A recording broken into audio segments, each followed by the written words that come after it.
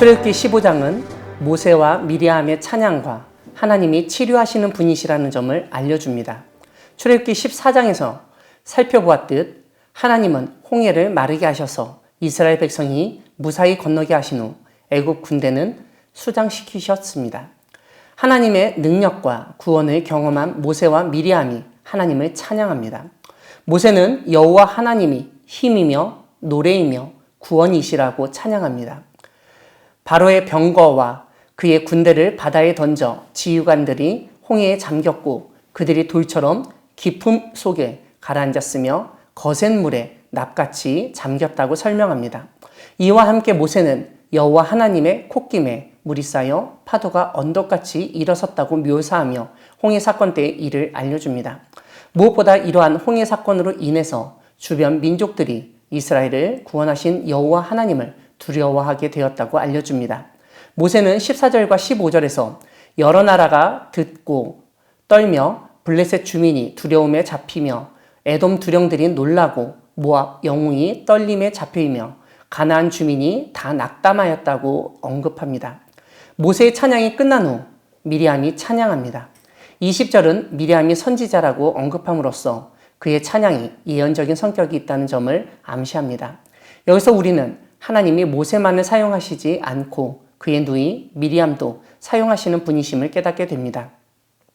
미리암은 소고를 치며 여호와 하나님을 찬양했는데 그 내용은 아주 짧습니다. 너희는 여호와를 찬송하라. 그는 높고 영화로우시며 말과 그 탄 자를 바다에 던지셨음이로다. 미리암의 찬양을 통해서 우리는 우리의 인생 가운데 역사하신 여호와 하나님을 찬양해야 함을 다시 한번 깨닫게 됩니다. 출애굽기 15장 뒷부분은 마라의 쓴물을 달게 하시며 여호와 하나님이 치료하시는 분이시라는 점을 알려줍니다. 홍해를 지나 물을 얻지 못한 이스라엘은 수르 광야를 거쳐 마라라고 하는 곳에 이르렀습니다. 수르 광야와는 달리 물이 있었지만 그곳 물은 써서 마실 수 없었습니다. 이때 이스라엘은 홍해 사건을 새까맣게 잊어버리고 모세를 원망합니다. 이런 상황에서 모세는 하나님께 기도합니다. 모세의 기도를 들으신 하나님은 한 나무를 가리키셨습니다. 모세는 하나님이 가리킨 그 나무를 물에 던졌습니다. 그러자 물이 달게 되었습니다.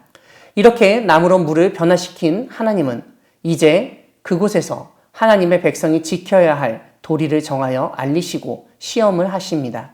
쓴물이 단물이 되었듯 이제 이스라엘도 애굽에서 겪은 쓴뿌리가 뽑히고 신앙의 뿌리가 자라고 주님이 주시는 영양분을 섭취해 새롭게 열매 맺어야 한다는 뜻입니다. 하나님은 이스라엘이 말씀 중심의 삶을 살아갈 때 애굽 사람에게 내린 모든 질병 중 하나도 이스라엘에게는 내리지 않을 것이라 약속하십니다. 그리고 약속의 보증으로 나는 너희를 치료하는 여호와라고 말씀하십니다. 사랑하는 광야교회 성도 여러분, 여호와 하나님은 우리를 치료하시는 분이십니다. 하나님의 치료는 단지 질병만 치료하는 의사와 약사 같은 역할만이 아니라 사람들이 제대로 살아가도록 만물을 변화시키고 회복시키는 전 세계적이고 우주적인 차원에서 진행됩니다. 인간이 못 먹을 쓴물을 먹을 수 있는 물로 변화시키신 것은 생명을 살리는 하나님만의 능력을 상징한다고 볼 수 있습니다. 히브리어 마라는 쓰다라는 뜻을 가지고 있습니다. 그런데 물만 쓴 맛을 내는 것이 아닙니다. 우리의 인생에서도 쓴맛을 경험할 때가 있습니다. 자식을 잃고 남편까지 잃고 가진 것은 아무것도 없이 모압 땅에서 고향 베들레헴으로 돌아온 나오미가 자신의 이름을 마라라고 했던 것을 기억합니다.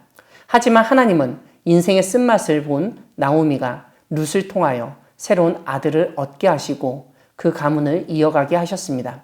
우리가 믿는 여호와 하나님은 우리의 인생의 쓴 부분까지도 고치실 수 있는 분이십니다. 주님의 치료의 능력을 믿으시기 바랍니다. 우리나라와 세계에서 일어나고 있는 여러 가지 일들은 주님만이 고치실 수 있습니다. 이상기후, 자연재해 등은 자연현상으로 취급할 수 있지만 그 모든 일은 하나님의 말씀을 멸시하고 멀리하는 우리에게 주시는 하나님의 경고일 수 있습니다. 이럴 때 우리는 우리와 이 땅을 고치시는 하나님을 믿고 의지하면서 기도하며 나아가야 하겠습니다. 상처 입은 마음과 가정, 사업을 주님께 맡기시기 바랍니다. 고통당하는 세계를 위해 주님께 더욱 기도하시기 바랍니다. 우리의 기도 가운데 치료하시는 하나님이 우리의 마음을 싸매어 주시고 병든 육신을 낫게 해 주시고 우리의 일그러지고 어그러진 삶을 바로잡아 주시고 어려운 문제도 해결해 주실 것입니다. 치료하시는 주님을 믿으며 담대히 나아가는 여러분 되기를 바랍니다. 아멘.